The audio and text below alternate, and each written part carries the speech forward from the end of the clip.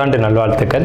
அதாவது நம்ம தமிழர்கள் தமிழ் புத்தாண்டை தான் நம்ம வந்து விசேஷமாக கொண்டாடணும் அப்படின்ற ஒரு அமைப்பில் வந்துட்டு இந்த தமிழ் புத்தாண்டு அப்படிங்கிறது வரக்கூடிய ஏப்ரல் 14 தொடங்க இருக்குது. நம்மளுடைய தமிழர்களுடைய ஒரு பண்பாட்டில், நம்மளுடைய கணித முறைகளில், நம்மளுடைய சாஸ்திர முறைகளில் முன்னோர்கள் வகுத்து கொடுத்தது எது அப்படின்னு கேட்டிங்கன்னா சித்திரை 1 தான் நமக்கு தமிழ் புத்தாண்டு. பிறக்க போகிற தமிழ் புத்தாண்டு இந்த சித்திரை 1 அப்படிங்கிறது விஸ்வாசு வருடம். அதாவது 60 வருடங்கள் தமிழருக்கு பிரபவ விவ சுக்ல பிரமோத்துத பிரம்மோத்பத்தி ஆங்கிரச ஸ்ரீமுக பவ யுவ தாது ஈஸ்வர வெகுதானியா அப்படின்ட்டு 60 வருடங்கள் தமிழ் வருடங்கள் கொடுக்கப்பட்டிருக்கு. அதில் 39வது வருடமானது விஸ்வாசு வருடம். இந்த வருடத்தை நோக்கி தான் நம்ம அடியெடுத்து வைக்கிறோம். நம்ம தமிழர்களுடைய கலாச்சாரப்படி பல்வேறு மதங்களும் பல்வேறு இனங்களும் பல்வேறு கலாச்சாரங்களும் இருந்தாலும் இந்த உலகத்தினுடைய ஆதி கர்த்தா, ஜோதிட சாஸ்திரத்தினுடைய ஆதி கர்த்தா அப்படிங்கிறவங்க தமிழர்கள் தான். அப்படிங்கிறதுல எல்லளவு கூட மாற்றம் இல்லை அப்படிங்கிறத நீங்கள் நல்லா புரிஞ்சுக்கணும். இந்த உலகத்துக்கு சாஸ்திரத்தையும் நாள்காட்டியும் வான சாஸ்திரத்தையும் தொகுத்து கொடுத்தவங்க யாருன்னு கேட்டால் நம்ம தமிழர்கள். நம்ம தமிழ் புத்தாண்டை நம்ம மற்றவங்களுக்கு கொடுத்துட்டு மற்றவங்களுடைய கேலண்டர் எடுத்து நம்ம பயன்படுத்திக்கிட்டோம். இது மிகப்பெரிய ஒரு தவறு. இந்த இடத்துல நம்மளுடைய தமிழ் புத்தாண்டை நம்ம பின்பற்றணும்னு சொல்லி ஒரு வேண்டுகோளை நம்ம வச்சுட்டு இந்த தமிழ் புத்தாண்டு எப்படி இருக்குது அப்படிங்கிற அமைப்பையும் தமிழ் புத்தாண்டு என்ன, தமிழ் புத்தாண்டுடைய சிறப்புகளையும் நம்ம வந்து பேசுவோம். நாள் என் செய்யும் வினைதான் என் செய்யும் என்னை நாடி வந்த கோள் என் செய்யும் கொடுங்கூற்று என் செய்யும் கூரேசர் இருந்தாலும் சிலம்பும் சதங்கையும் தண்டையும் சண்முன் தோளும் கடம்பும் என் கண்முன் வந்து தோன்றினேன். அதாவது நம்மளுடைய தமிழ் கடவுள் அப்படிங்கிறவர் முருகன் தாங்க. அகத்தியருக்கு தமிழை கற்றுக் கொடுத்தவர் யாருன்னு கேட்டிங்கன்னா முருகன் தாங்க. முருகன் தான் தமிழ் கடவுள். அதாவது அவருடைய பிறப்பு வேணால் நம்ம வந்து சிவன் பார்வதி அப்படி இப்படின்னு நம்ம சொல்லலாம். ஆனால் தமிழுக்கென்ற ஒரு கடவுள், தமிழினுடைய ஆதி கர்த்தா அப்படிங்கிறவங்க யாருன்னு கேட்டிங்கன்னா முருகன் தான். ஸோ அதனால் நம்ம முருகனை வணங்கி நம்ம இந்த பதிவை தொடர்வோம். சித்திரை 1 அப்படிங்கிறது ஏப்ரல் 14 ஆங்கில கணக்குப்படி. ஆங்கில கணக்கை தயவு செஞ்சு யாரும் எடுத்துக்க வேணாம். ஆங்கில நாள்காட்டி தவறானது தான். இது வந்து நம்ம சவால் விட்டே சொல்லலாம்.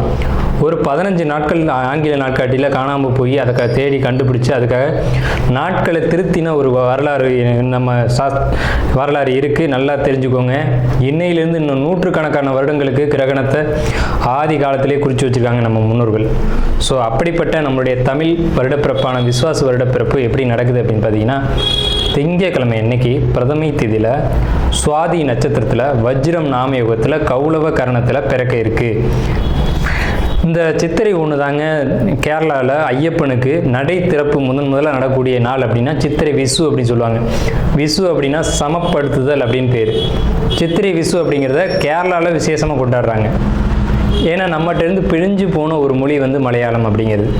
சரி, விஸ்வாசு வருடத்துக்கு நம்ம முன்னோர்கள் என்ன விளக்கம் கொடுத்துருக்காங்க அப்படின்னா, விஸ்வாசு அப்படின்ற சொல் வந்துட்டு நேர்மை, நீதி, செல்வம் அப்படின்னு உயர்ந்த ஒரு அர்த்தத்தை வச்சுருக்காங்க. நம்முடைய தமிழ் மொழிக்கு நம்ம தமிழ்லேயே அர்த்தங்கள் தேட வேண்டிய ஒரு காலகட்டம் வந்தாச்சு. சரி, இந்த விஸ்வாசு வருடம் அப்படிங்கிறது நேர்மை, நீதி, செல்வம் அப்படிங்கிற ஒரு அர்த்தத்தில் வருது இந்த சொல் அப்படிங்கிறது. இந்த விஸ்வாசு வருடத்துக்கு உண்டான பலன்களாக நம்ம முன்னோர்கள் என்ன சொல்லியிருக்காங்க அப்படின்னு பார்த்தீங்கன்னா, விஸ்வாசு வருடம் தன்னில் வேளாண்மை ஏறும், பசுமாடும் மாடும் பழிக்கும், சிசு நாசம், மறையோர்கள் வாழ்வார்கள், மாதவங்கள் மீறுமே, மற்றுலகில் உண்டு மலை அப்படின்னு சொல்லியிருக்காங்க. மற்றுலகில் உண்டு மலை அப்படின்னு முடிக்கிறாங்க. இதனுடைய அர்த்தம் என்னன்னு கேட்டிங்கன்னா, இந்த வருடம் விஸ்வாசு வருடம் அப்படிங்கிறது ஒவ்வொரு 60 வருடங்களுக்கு ஒரு முறை 39 ஆண்டாக பிறக்கக்கூடிய இந்த விஸ்வாசு வருடமானது வருகின்ற காலகட்டத்தில் எல்லாம் வேளாண்மை உயரும் அப்படின்னு சொல்லியிருக்காங்க. மாடும் பழிக்கும் அப்படின்னா நம்மளுடைய பசுமாடுகள் அப்படிங்கிறது நல்ல ஒரு முன்னேற்றத்தை அடையும். மாடு ஆடுகளுக்கு ஒரு நல்ல தீவனங்கள் கிடைத்து அதுவும் நல்ல செழித்து வரும். ஆதி காலத்தில் வந்து மாடை தான் செல்வமாக குறிப்பிட்டிருக்காங்க. இன்றைக்கி வந்து பணம் அப்படின்ற ரூபாய் தாள்களை நம்ம வந்து பணமாக குறிப்பிட்றோம். ஒரு முன்னோர்கள்லாம் வந்து மாடு எவ்வளோ இருக்குது, மாட்டினுடைய அந்த குப்பை வந்து வேஸ்ட்டெல்லாம் எங்கே ஒரு மனிதன் வந்து எங்கே சேகரிக்கிறானோ அதை போய் முதல்ல பார்ப்பாங்கங்க. அதை வச்சு தான் அவனுடைய செல்வம் என்னன்றதை குறிப்பிட்டு பொண்ணு கொடுக்குறதா இருக்கட்டும், பொண்ணு எடுக்கிறதா இருக்கட்டும், இதெல்லாம் நம்முடைய மரபில் இருந்து வந்த ஒரு விஷயம்.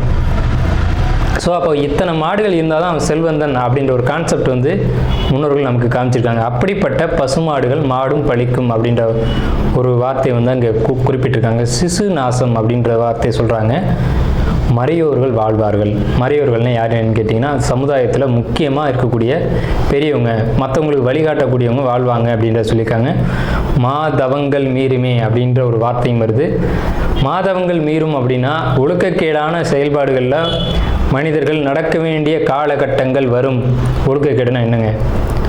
இந்த விரல் தான் ஒழுக்கக்கேடு, இந்த ஒற்றை விரல் தான். இந்த விரலை வச்சு தான் நம்ம பட்டனை அமுக்கிறோம், காசு வாங்கிட்டு அமுக்கிறோம். இதுதான் மாதவங்கள் மீறுமே அப்படின்றது. ஸோ அந்த மாதிரிலாம் இல்லாமல் மனசாட்சிக்கு துரோகம் செய்யாமல் யார் நீதி பரிபாலனம் செய்வாங்க அப்படின்றத தெரிஞ்சு சரியான வாக்களித்து நல்ல தலைவனை தேர்ந்தெடுக்க வேண்டிய காலகட்டங்கள் அப்படிங்கிறத இங்கே மறைமுகமாக இந்த விசுவாச வருடத்தினுடைய வெண்பா பாடல் அப்படிங்கிறது நமக்கு சுட்டி காட்டுது. இந்த சித்திரை வருட பிறப்பானது மகர லக்னம்னு சொல்லக்கூடிய சர லக்னங்களில் விழுகுது. எப்படின்னு கேட்பீங்க? தமிழனுடைய கணக்குப்படி சூரியன் எப்போது கிழக்கு வானில் உதிக்கிறதோ அதுதான் லக்னம். ஸோ சித்திரை மாதம் 1ஆம் தேதியானது உதிக்கக்கூடிய நேரம் அப்படிங்கிறது கிழக்கு வானத்தில் சூரியன் உதிக்கக்கூடிய அந்த டைம் அப்படிங்கிறது 2:22 அதிகாலை மணி 2:22க்கே சூரியன் கிழக்கு வானத்தில் உதிச்சிடறாரு. அப்போ அது லக்னமாக போட்டுக்கணும், இந்த வருடத்தினுடைய பிறப்பு லக்னமாக போட்டுக்கணும். ஸோ அப்படி நம்ம போடும்போது மகர லக்னம் சர லக்னத்தில் விழுகுது. முன்னோர்கள் சித்திரை 1ஆம் தேதி அப்படிங்கிறத கண்டறிஞ்சு அந்த 1ஆம் தேதி தொடங்கக்கூடிய லக்னத்தை கண்டறிஞ்சு அதுக்கான பலன்களை பஞ்சாங்கங்களில் எழுத ஆரம்பிச்சிருக்காங்க. ஸோ அதன் அடிப்படையில் சர லக்னமான மகர லக்னத்தில் இந்த புத்தாண்டு அப்படிங்கிறது பிறகுது. இது ஒரு விசேஷமான ஒரு விஷயந்தான். ஏன் அப்படின்னு கேட்டிங்கன்னா, அந்த மகர லக்னத்துக்கு அதிபதியான சனி பகவான் ஒரு பலமான ஒரு நிலையில் வருடப்பிறப்பின் போது இருப்பாங்க அப்படிங்கிற ஒரு விசேஷமான ஒரு அமைப்பில் இந்த வருடப்பிறப்பு அப்படிங்கிறது விஸ்வாச வருடம் பிறக்கின்றது. ஸோ இந்த விஸ்வாச வருடம் பிறக்கும் போதே நமக்கு ஒரு நல்ல செய்தி கிடைச்சாச்சு, இந்த வருடம் நன்றாக இருக்க போகுது அப்படிங்கிற ஒரு விஷயம். சரி, இதை சித்திரை மாதம் தான் நீங்கள் தமிழருடைய கலாச்சாரம் அப்படின்னு சொல்றீங்களே, இதுக்கு ஏதாவது ஆதாரம் இருக்கா அப்படின்னு கேட்டிங்கன்னா கண்டிப்பாக இருக்கிறது. புறநானூறு அப்படின்ற ஒரு தமிழ் இலக்கியம் இருக்குது. அதில் போய் தேடி பார்த்தீங்க அப்படின்னா தலைநாள் பூத்த பொன் இணர் வேங்கை அப்படின்ற சொல்லும், கனிவேங்கை நன்னாளே நாடி மலர்தலால் அப்படின்ற வார்த்தை வரும். அதாவது சித்திரை மாதத்தில் பூக்கள் அதிகமாக பூத்து குலுங்கும். அதனால தலைநாள் அப்படின்ற சொல்ல யூஸ் பண்ணுறாங்க. தலைநாள்னா முதல் மாதம் அப்படின்னு, தலை மாதம் கடை மாதம் அப்படின்னு பிரிக்கிறாங்க. கனிவேங்கை நாடி மலர்தலால், கனிவேங்கை நல்லான் நாடி மலர்தலால், அந்த பூக்கள் பூக்கிறதுனால அந்த கனிவேங்கை மாதம் அப்படிங்கிறதையும் தலைநாள் பூத்த பொன் இணர் வேங்கை அப்படின்ற சொல்லும் புறநானூறு அப்படின்ற இலக்கியத்தில் தமிழ் மாதம் முதல் மாதம் சித்திரை மாதம்ன்ற குறிப்பீடு அங்கே இருக்குது. சரிங்களா? வண்ண மலர்கள் பூத்து குலுங்கக்கூடிய ஒரு பொன்னான மலர்கள், பொன் போன்ற மலர்கள். இன்றைக்கும் கேரளாவில் ஒரு மஞ்சள் நிறத்தில் தங்க நிறத்தில் பூக்கக்கூடிய பூக்களை பறித்து அவங்க விசேஷத்துக்கு சித்திரை 1 அன்னைக்கு கொண்டாடுறாங்க. அவங்க தமிழ் பண்பாடை பின்பற்றுறாங்க அப்படின்றத இதை நீங்கள் தெரிஞ்சுக்கலாம். சரிங்களா? இப்போ இந்த சித்திரைக்கு அதிதேவதை யாருன்னு கேட்டிங்கன்னா மகாவிஷ்ணு. மகாவிஷ்ணு தான் காக்கக்கூடிய கடவுள் அப்படின்னு சொல்கிறாங்க. மகாவிஷ்ணு எங்கும் நிறைந்தவர் அப்படின்னு சொல்கிறாங்க. சரிங்க சார், சித்திரை மாதம் விசேஷங்களை கொண்டாடலாமா அப்படின்ற ஒரு கேள்வி வரும். 100% கொண்டாடலாம். ஏன்னு கேளுங்க. இதுக்கு உதாரணம் ராமர் தான். ராமர் பட்டாபிஷேகம் ஏற்ற மாதம் எதுன்னு கேட்டிங்கன்னா சித்திரை மாதங்க. அப்போது விலக்கப்பட்ட மாதங்கள் அல்ல, இது விசேஷத்துக்கு ஏற்றுக்கொள்ளப்பட்ட மாதம் எதுன்னு கேட்டிங்கன்னா சித்திரை மாதம்தான். பகவத்கீதையிலே ஒரு வார்த்தை வருது, ருதுக்களில் நான் வசந்த ருதுவாக இருக்கிறேன் அப்படின்னு கிருஷ்ணன் சொல்கிறார். நம்மளுடைய வாக்கியம்ல, இது பகவானுடைய சொல். அப்போ வசந்த ருது அப்படின்றது எதுன்னு கேட்டிங்கன்னா சித்திரை 1 தான் வசந்த ருதுனுடைய தொடக்கம். வசந்த காலம் அப்படிங்கிறது வெயில் காலம் அப்படின்னு தான் பேர், கோடை காலம் அப்படின்னு பேர். வசந்த காலமானது சித்திரை வைகாசி, இந்த 2 மாதத்தையும் வசந்த காலம் அப்படின்னு குறிப்பிடுறாங்க சமஸ்கிருதத்தில். அப்போ இந்த வசந்த காலம் எனக்கு பிடித்த ருது அப்படின்னு சொல்கிறாரு கிருஷ்ணர். ஸோ ராமர் பட்டாபிஷேகம் ஏற்றுக்கிட்ட நாட்கள் எது அப்படின்னு கேட்டிங்கன்னா சித்திரை மாதம். அப்போ சித்திரை மாதம் புது வீடு வாங்கலாம், புது வீடுக்கு கிரகப்பிரவேசம் பண்ணலாம், புது மனை எழுப்பலாம், மனை சம்பந்தப்பட்ட விஷயங்கள், மங்கள காரியங்கள், இது துளாராசியின் முதல் நட்சத்திர தொடக்கமானது சித்திரை 3 நாள். வாரிசு இல்லைன்னு காத்திருக்கக்கூடிய சித்திரை நட்சத்திரக்காரங்களுக்கு, இந்த துளாராசிக்காரங்களுக்கு நிச்சயமாக அந்த விசுவாச வருடத்தில் குழந்தை இருக்குது. தொழிலில் பெரிய முடிவுகள் எடுப்பீங்க, பெரிய முன்னேற்றத்தை அடைவீங்க. சொத்து சம்பந்தமான விஷயங்கள், உங்களுக்கு சொத்து சேர்க்கை அப்படிங்கிறது நல்லாயிருக்கும். சாதாரணமான நிலையிலேருந்து பிரம்மாண்டமான நிலைமைக்கு வளருவீங்க. தொழில் வாய்ப்புகளும் வேலை வாய்ப்புகளும் உங்களுக்கு அதிகமாகவே கிடைக்கும். ஸோ இந்த துளாராசி சித்திரை நட்சத்திரம் அப்படிங்கிறது இந்த விசுவாச வருஷம் சூப்பராக இருக்குது, யோகமான ஆண்டு. துளாராசி அப்படிங்கிறது தராசு தட்டு. 2 பக்கம் தராசு தட்டு இருக்கும். அந்த தராசு தட்டுடைய நேர் எதிர்த்தன்மைகளை சுட்டி காட்ட முடியாது, அது முள் வந்து சுட்டி காட்டும். ஸோ அப்படிப்பட்ட நடுநிலைமை தவறாத துளாராசிக்காரங்க அப்படின்னு பேர். உண்மையிலேயே துளாராசியில் தான் மிகப்பெரிய நாத்திகவாதிகளும் அதே துளாராசியில் தான் மிகப்பெரிய ஆன்மீகவாதிகளும் அவதரிச்சிருக்காங்க. ஸோ எதிரும் புதிருமான ராசி தான் அந்த துளாராசி. ஒன்று தெய்வ நம்பிக்கை சுத்தமாக இருக்காது, இல்லைன்னா தெய்வ நம்பிக்கை ரொம்ப அதிகமாக இருக்கும். ஸோ இப்படிப்பட்ட ஒரு கான்செப்டில் இருக்கக்கூடிய உங்களுடைய குணம் அப்படிங்கிறது இப்படி தான் எதிரும் புதிருமாக இருக்கும். மிகப்பெரிய பெரிய வந்து இறைவனை கண்டறிஞ்சவங்க, இறைவனே கதி அப்படின்னு போனவங்க எல்லாம் பார்த்தீங்கன்னா துளாராசி தான். கடவுளே இல்லைன்னு சொன்னவங்களும் துளாராசி தான். ஏன் இப்படி நடக்குது அப்படின்னு பார்த்தீங்கன்னா, இந்த ராசி தான் ராசி மண்டலத்தையே 2ஆக பிரிக்கக்கூடிய ராசி. ஸோ அதனால் நீதி நேர்மை அப்படிங்கிறதுக்கு இந்த ராசிக்கு பஞ்சம் இருக்காது. கரெக்டாக நூல் பிடிச்ச மாதிரி இருக்கணும். இவங்களுக்கு எப்போவுமே கோபம் அதிகம் வரும். ஏன்னு கேட்டிங்கன்னா, இவங்க வந்து அந்த நீதி தவறும்போது அதை பொறுமையாக பார்த்து இருக்க மாட்டாங்க. சனி உச்சம் அப்படிங்கிறதுனால பொறுமை அப்படிங்கிறது இவங்களுக்கு கொஞ்சம் பற்றாக்குறையாக தான் இருக்கும். ஆனால் பொறுமையாக இருந்தாங்கன்னா ரொம்ப லைஃப் வந்து சூப்பராக இருக்கும் அப்படின்னு கூட சொல்லலாம். இந்த ராசியினுடைய தனித்தன்மை அப்படிங்கிறது எப்போவுமே யாராக இருந்தாலும் பாரபட்சம் இல்லாமல் எல்லாரையும் ஒரே கண்ணோட பார்க்குறது தான் இந்த ராசியினுடைய தனித்துவம் அப்படிங்கிறது. எல்லாரையும் ஒரு கண் கொண்டு பார்க்குறது. இவர் வேண்டியவர், இவர் வேண்டாதவர், இவர் அப்பா, இவர் வேற ஒருவா அப்படிங்கிறதெல்லாம் இல்லாமல் யார் தப்பு பண்ணாலும் தப்பு, யார் சரி செஞ்சாலும் சரி அப்படின்னு உறக்க சொல்லக்கூடிய எந்த ராசின்னா துளாராசி தான். சரிங்களா? இப்போ சார் எங்களுக்கு இந்த விசுவாச வருஷம் எப்படி இருக்குது அப்படின்னு நீங்கள் கேட்டிங்க அப்படின்னா சூப்பராக இருக்குது. ஏன் சார் அப்படி சொல்கிறீங்க? உங்கள் ராசிக்கு ஆகாத கிரகம் 3 ஆகக்கூடிய குரு, ஆனால் 9ஆம் இடத்துல உட்காந்துருக்கார். ஓடிப்போனவனுக்கு 9ல் குரு, அகப்பட்டவனுக்கு அட்டமத்தில் ராகு அப்படின்னு சொல்லுவாங்க. அப்போ ஓடிப்போனவனுக்கு 9ல் குருனா ஏன் அப்படி சொல்லியிருக்காங்க அப்படின்னா, 9ல் குரு இருந்தால் ராசியை பார்க்கும், ராசிக்கு 3ஆம் இடத்தை பார்க்கும், ராசிக்கு 5ஆம் இடத்தை ஏக காலத்தில் பார்க்கும். ராசி 3, 5 இந்த 3 இடங்களை ஒரே காலத்தில் பார்க்கும்போது அது மிகப்பெரிய நல்ல விஷயங்களை செஞ்சுட்டு போயிடும். என்ன நல்ல விஷயன்றதை பார்ப்போம். முதல்ல தனவரவு. பணம் தானே எல்லாத்துக்கும் முக்கியம். அது துளாராசிக்கு ரொம்ப முக்கியம் வந்து பணம் தான். ஏன்னா இந்த வீட்டின் அதிபதிய சுக்கிரன் தானே. திடீர் தனவரவு அதிர்ஷ்டமும் இந்த விசுவாச வருஷத்தில் உங்களுக்கு தான் உண்டு. கணவன் மனைவி உறவை பொறுத்த வரைக்கும் கொஞ்சம் கான்ட்ராவர்சி அப்படிங்கிறது இருக்கத்தான் செய்யும். இருந்தாலும் பரவாயில்ல அப்படின்ற மாதிரி ஓடிடும். இது வரைக்கும் உங்களுடைய பொருளாதார நிலைகள் கொஞ்சம் தட்டுப்பாடாக இருக்கும். வரவுக்கு மீறி செலவு இருக்கும். குடும்பத்தில் சுபகாரியங்கள் நடந்திருக்கும், அதுக்கான செலவுகள் நீங்கள் மேற்கொண்டிருப்பீங்க. ஸோ இதெல்லாம் கடந்த காலகட்டத்தில் நடந்தது. நல்ல சிந்தனைகள், புதிய முயற்சிகள் இப்போ நடக்கும். அதே மாதிரி புதிய தொழில் முயற்சிகள், புதிய வேலை வாய்ப்புகள் இதெல்லாம் அதிகரிக்கக்கூடும். இதனால் உங்களுக்கு வந்து பார்த்திங்கன்னா எதிர்காலம் அப்படிங்கிறது ரொம்ப பிரைட்டாக தெரியும். எதிர்காலம் பற்றின உங்களுடைய கனவுகள் வந்து பெரிய அளவில் வச்சுக்கிட்டே போவீங்க. அதிர்ஷ்டமான காலகட்டம் தான் அப்படிங்கிறதுல எந்த ஒரு மாற்று கருத்துக்கு இடமில்ல. சாதாரண நிலையிலேருந்து மிக பிரம்மாண்டமான நிலைக்கு உயர போகிறீங்க அப்படிங்கிறதுல மாற்று கருத்துக்கு இடமில்லை. முன்னேற்றத்தை அடைவிக்க நல்ல திறமையும் அந்த திறமைக்கான சரியான வாய்ப்புகள் இந்த காலகட்டத்தில் கிடைக்கும். இப்போ ஒரு குழப்பத்திலேருந்து ஒரு தெளிவு கிடைக்கும். ஏன்னா சந்திரனை குரு பார்க்குறாங்க. ஒரு நாள் குழப்பத்திலேயே போட்டு இதை செய்வோமா வேணாம் அப்படின்னு நினச்சிட்டு இருந்ததுக்கு பதிலாக இப்போ ஒரு தெளிவு கிடைச்சிக்கும். இதை செய்யலாம் அப்படின்ற ஒரு இறுதியான ஒரு முடிவு வருவீங்க. இடமாற்றங்களும் பயணங்களும் அலைச்சல்களும் உங்களுக்கு உண்டு. அதனால் பாதிப்பு இருக்கா சார் அப்படின்னு கேட்டிங்கன்னா கண்டிப்பாக பாதிப்பு இல்லை. அதனால் நல்ல ஒரு சிறப்பான நிலைக்கு போகக்கூடிய காலகட்டம் தான் உங்களுக்கு வந்துக்கிட்டு இருக்கு. எதிரிகள் இது வரைக்கும் இருந்திருப்பாங்க, இனி இருந்த இடம் தெரியாமல் போயிடுவாங்க.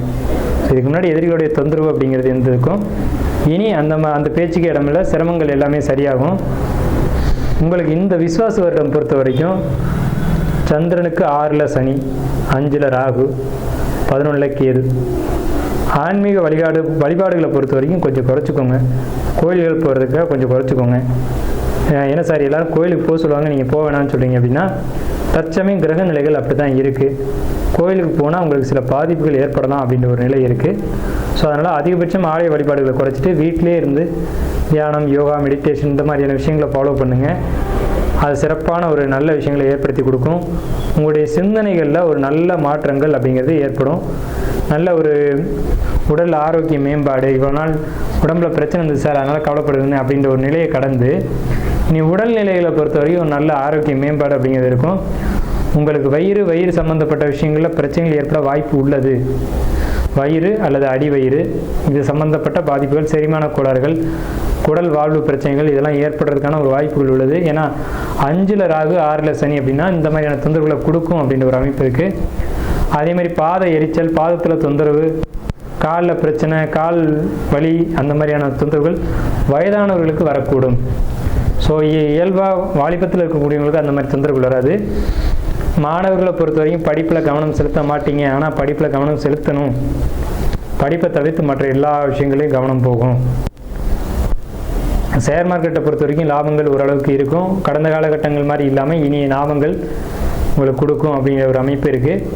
அதே மாதிரி உங்களுக்கு படிப்பை பொறுத்த வரைக்கும் மாணவர்களுக்கு இந்த ஆண்டு மந்தம் தான். விசுவாச வருடத்தை பொறுத்த வரைக்கும் துளாராசிக்காரங்க மாணவர்களை பொறுத்த வரைக்கும் படிப்பில் மந்தம் ஏற்படும், அதில் கவனமாக இருக்கணும். அதே மாதிரி பெண்கள் பொறுத்த வரைக்கும் படிப்பு உண்டு அப்படின்ற படிப்பில் மட்டும் கவனம் செலுத்தணும். ஜாபு போகக்கூடியவங்களை பொறுத்த வரைக்கும் துளாராசிக்காரங்களுக்கு ஜாப்பில் எந்த ஒரு விதமான தொந்தரவுகள் இல்லை. கடுமையாக உழைக்கக்கூடியவங்களை பொறுத்த வரைக்கும் மட்டும் இல்லை, அதிகமாக வேலை செய்ய மாட்டேன் ஆனால் எனக்கு சம்பளம் மட்டும் கரெக்டாக வந்துடணும் அப்படின்னு நினைக்கக்கூடியவங்களுக்கு பாதிப்புகளை கொடுக்கும். ஸோ அப்போ நீங்கள் என்ன பண்ணணும் அப்படின்னா, எந்த அளவுக்கு ஜாப்பில் தொந்தரவு இருக்கக்கூடாதுன்னு நினைக்கிறீங்களோ அந்த அளவுக்கு உங்கள் கடமையை நீங்கள் சரிவர செய்யணும். அதே மாதிரி தொழில் பண்ணக்கூடிய துளாராசிக்காரங்களை பொறுத்த வரைக்கும் பெரும்பாலும் தொழிலில் தான் துளாராசிக்காரங்க இருப்பாங்க. தொழில் செய்யக்கூடியவங்களுக்கு பிரம்மாண்ட லாபமும் பிரம்மாண்ட வெற்றியும் இருக்குது. ஏன்னா பாக்கியஸ்தான குரு அப்படிங்கிறது தொழிலில் நல்ல முன்னேற்றத்தை கொடுக்கும்.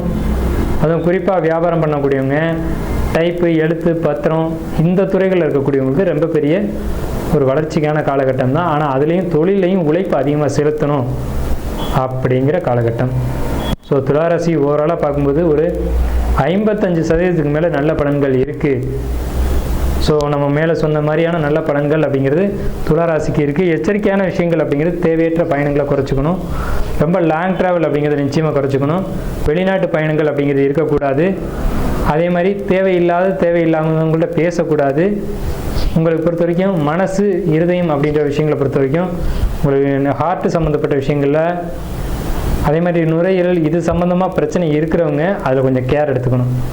ஏன்னா இங்கே பாதிப்புகள் வர்றதுக்கான வாய்ப்புகள் உள்ளது. உணவு பொறுத்த வரைக்கும் வெளியிட உணவுகள் எடுத்துக்க வேண்டாம். அலைச்சல்களை பெரும்பாலும் குறைச்சிங்க. வெளியூர் வெளிநாடு பயணங்கள் வேண்டாம். கணவன் மனைவி உறவை பொறுத்த வரைக்கும் கருத்து வேறுபாடுகள் ஏற்படும். அதை விட்டு கொடுத்து போய் தான் சரி பண்ணணும். கண்டிப்பாக விட்டு கொடுத்து போகல அப்படின்னா இந்த டைமில் உங்களுக்குள்ள சில தொந்தரவுகள் ஏற்படுறதுக்கான வாய்ப்புகள் உள்ளது. ஸோ இது எல்லாத்துக்கும் தீர்வு துளாராசிக்காரங்களாக இருக்கும் பட்சத்தில் அங்கே சுவாதி நட்சத்திரம் இருக்குது. துளாராசிக்காரங்களுக்கு இந்த நெகட்டிவான பலன்கள் சொல்லியிருக்கீங்களே, இதுக்கு பரிகாரம் வேணும் அப்படின்னு கேட்டிங்க அப்படின்னா, ஒன்று லக்ஷ்மி நரசிம்மர் வழிபாடு பண்ணுங்கள். இந்த லக்ஷ்மி நரசிம்மர் தலையில் 5 நாகங்கள் இருக்க மாதிரி ஒரு அமைப்பு இருக்கும். அதனால் லக்ஷ்மி நரசிம்மர் வழிபாடு பண்ணலாம். இல்லை அப்படின்னு சொல்லக்கூடியவங்க தொட்டியமில் திருநாராயணபுரம்னு ஒரு கோயில் இருக்குது. வேதநாராயண பெருமாள் அப்படின்னு அந்த பெருமாளுடைய பேர். அந்த கோயிலை போய் வழிபாடு பண்ணிங்கனாலும் துளாராசிக்கு நெகட்டிவான பலன்கள், துலா லக்னத்துக்கு நடக்க வேண்டிய நெகட்டிவான பலன்கள் அப்படிங்கிறது அந்த ஒரு 40% சொல்லியிருக்கோம் இல்லையா, அது தவிர்க்கப்படும். ஸோ துளாராசிக்கு என்னுடைய வாழ்த்துக்களும் வணக்கங்களும்.